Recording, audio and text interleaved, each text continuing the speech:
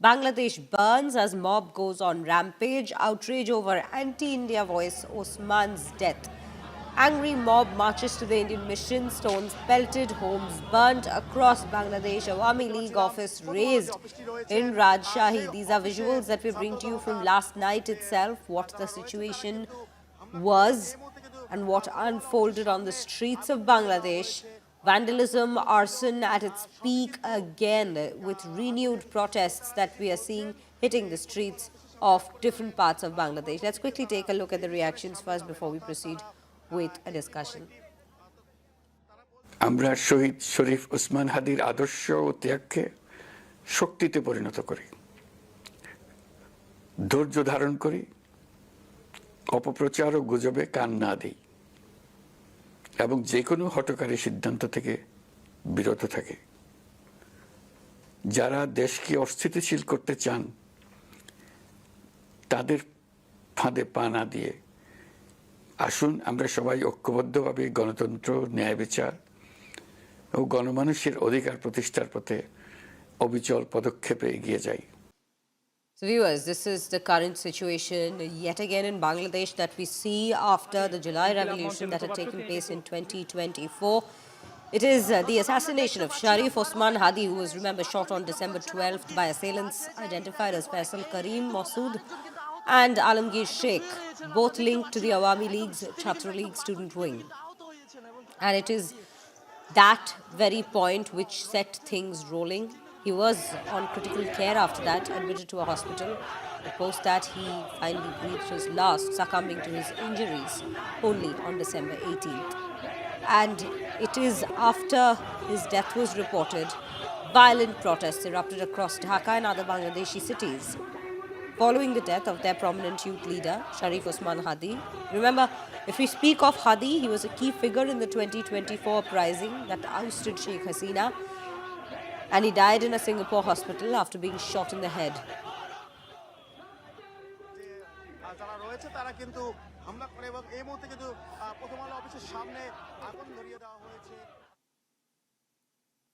Bangladesh is, viewers, on the edge. Massive violent anti-Hasina and anti-India protests have gripped the nation. Vandalism and arson was seen across many cities. Violence erupted in Bangladesh following the death of a prominent leader, Sharif Osman Hadi, who was the face of the youth movement that ousted former Prime Minister Sheikh Hasina. Sharif Osman Hadi, remember, was shot by masked attackers while leaving a mosque in Dhaka last week itself and succumbed to his injuries in Singapore while undergoing treatment there. After Sharif Hadi's death, anti-India and anti-Hasina protests broke out in Bangladesh. It was mobs that were seen storming the Assistant High Commission of India in Chittagong and setting it on fire. The angry, violent mob also broke barricades and marched towards the Assistant High Commissioner's residence post that. Tensions on the ground continue to rise. Protesters have hit the streets, accused Hasina of assassinating Hadi, who is set to contest upcoming elections in February. Protesters raised anti-India slogans and demanded Hasina's extradition. Protesters even targeted office of Awami League and torched houses of Hasina's close aides. Protesters stormed offices of leading Bangladesh dailies and other media outlets as well. Senior journalists were also attacked by the mob. Protesters raised anti-India slogans during the situation, and the security situation remains extremely volatile across Bangladesh. With that, we have Pranay Upadhyay joining us on the broadcast with more details on the current condition. Pranay, this is what we are learning at this given point. The situation in Bangladesh returning to becoming extremely volatile.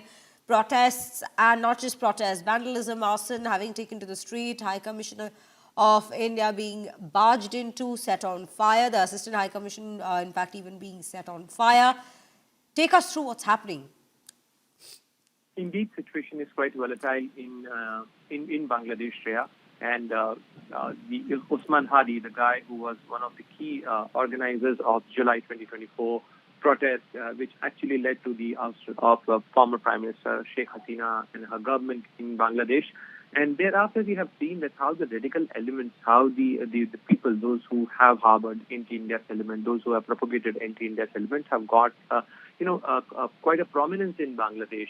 And the result is that now be it Chittagong, be it Dhaka, be it Rajshahi, be it in other areas in Bangladesh, the Indian High Commission, Indian mission, and Indian activities are being targeted in Bangladesh. And we have seen that how the Muhammad Yunus administration of Bangladesh has actually have given a platform to these elements and to these people. And in fact, this anti-India sentiment is being promoted in a kind in Bangladesh. Therefore, India summoned on Wednesday, India summoned Bangladesh High Commissioner and expressed serious concern about the safety and security of its mission in Dhaka. And in fact reminded the Bangladesh government that it's their obligation to protect the activity of the Indian interests and Indian diplomats, Indian High Commission there. But the situation remains so, Shreya, that the Indian Visa Issuance Center had to cut off, they had to reschedule the visa appointments, and they have to declare half day yesterday as well, and day before yesterday, the India Visa Issuance Center had to cut short their activities in Dhaka as well. So clearly, this is hampering the activities of Indian mission there, and the sentiments are being blurred in Bangladesh, especially targeting the India and Indian activities there. Right, Pranay, stay with us. Let me firstly quickly take our viewers through a particular visual that we're speaking of. This is a senior journalist, Nurul Kabir, who was dragged and then attacked. And he, in fact, is the editor of New Age Daily, that's a daily in Bangladesh. And the mob, in fact, dragged him out, as you can see, beat him up, attacked him on the streets itself. This is one such visual of journalists being attacked, newspaper houses being attacked, be it the office of Prothom newspaper or the Daily Star office. Both of them have been vandalized, and these are reports that we are currently receiving, viewers. Indrajit, Kundu joining me on the broadcast with more details also, as well as to what exactly is happening in Bangladesh. Indrajit, a very good morning to you. This morning, what exactly seems to be the situation? Because most of the visuals that we have right now are from last night, and last night we saw Bangladesh yet again being on edge. What are you learning this morning in terms of the situation there? Well, the army, the border guards, Bangladesh, remains vigilant on the streets, not just in Dhaka, but across important cities like Chittagong and Rajshahi, as we've been reporting. Multiple missions of the Indian High Commission in these cities have come under attack. In fact, last night we have received visuals of stone pelting at the Chittagong Assistant High Commission of India. So there is massive anti-India sentiment. We've received visuals from various cities, both in Dhaka, in Chittagong, and other places where rallies were organized by youngsters, by the youth, and there were slogans that were raised against India. Now, you must understand the emotions are running high with the announcement of the death of Sharif Osman Hadi, who was gunned down by unidentified assailants of 2 days back when he was undergoing treatment in Singapore. Now, Hadi is a very controversial figure, somebody who rose to prominence with his anti-India rhetoric in recent past. He became a prominent and youth icon, a prominent political activist. He was getting a lot of following from within the young community. And Muhammad Yunus, the interim government chief, yesterday addressed the nation. He called Hadi a martyr, and he said that there were elements who were trying to destabilize Bangladesh, clearly hinting at the Awami leadership, which is in exile and which is taking shelter in India, especially with Sheikh Hasina, staying in New Delhi. Now that has angered the Bangladeshi public at this point in time, because the common belief on ground in Bangladesh is that those who are responsible for the death of Hadi, there is some sort of an Indian hand. So this has triggered massive anger against against India. And also there is anger against a section of the Bangladeshi media. Now, Prothom and Daily Star, you would know, these are two leading newspapers of Bangladesh, two leading independent platforms in Bangladesh. And as you said, Nurul Kabir is a very, very prominent journalist. Now, suddenly you see the mobs attacking these two newspapers. The first reaction that came from the protesters yesterday, as soon as it was announced that Hadi is no more, he is, breathes his last, the entire anger and wrath of the people went against these two newspaper officers, and these two newspaper officers were first vandalized and then they were set on fire.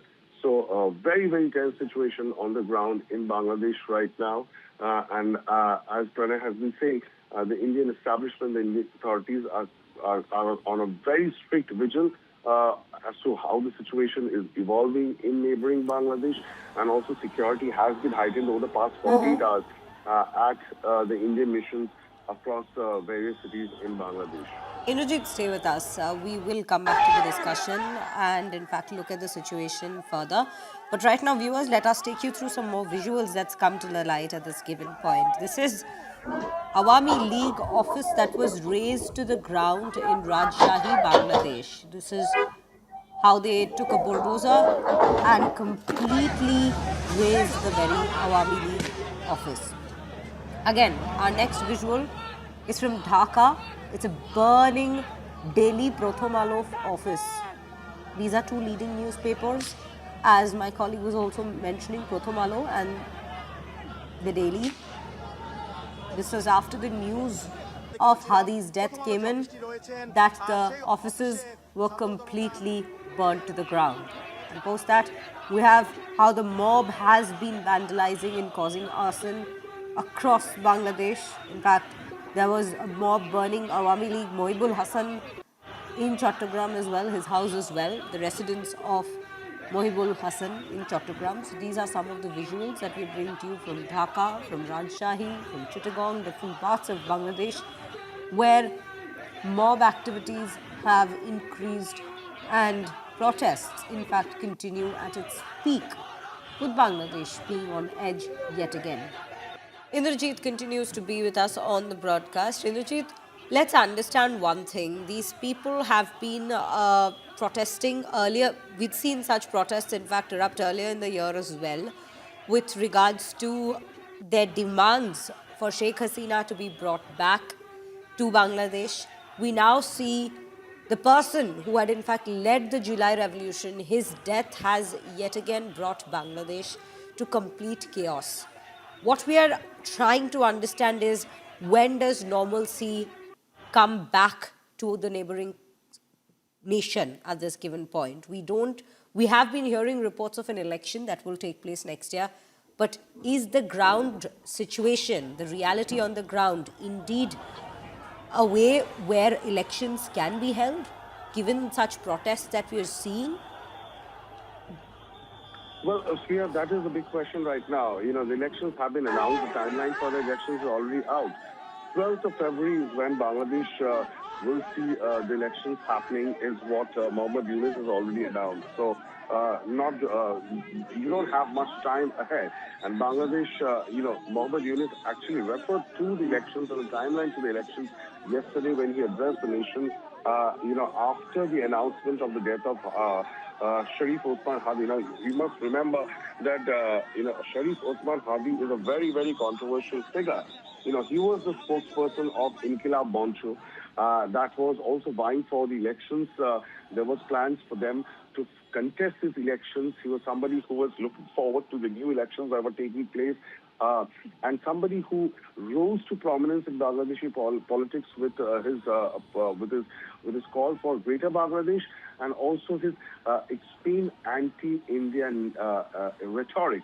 Now, that has been going up over the past 48 hours. We've seen a lot of Islamist organizations taking to the streets, students out on the streets, and now with Hadi's death, today is a national day of mourning in Bangladesh. The flag will be half-mast. and across, and it's Friday, so there will be Jummah prayers which will be taking place across mosques in Bangladesh. And Mohammed Yunus yesterday did refer to this, saying that, let's all pray for his for his soul. So the tempers are running high, emotions are running high, and in a sense there has been this concerted effort and narrative being built over the past 40 to 70 months that somehow India has a role to play in the death of Sharif Osman Hadi. That he was a youth leader, that he was a student leader, and he has been wiped off by those elements who does not want Bangladesh to move forward, who wants to destabilize Bangladesh, and they are being harbored by neighboring India. So if you see these slogans that are being raised, there have been campaigns of what they are saying, campaign against Indian aggression. And this is typical of Bangladesh, whenever there is some sort of a political turmoil, Right. a lot of political elements, political parties fall back on this time-tested formula of campaigning against India, so that gives them some traction, political traction within the country. So a very, very sensitive state of affairs. Very true. What the condition currently is in Bangladesh is concerning. We're keeping our eyes set on all the developments coming in from there. Viewers, these are the latest that we're bringing to you in terms of protests and how the vandalism and mob attacks have only been increasing since yesterday, and Bangladesh seems to be on the edge once again.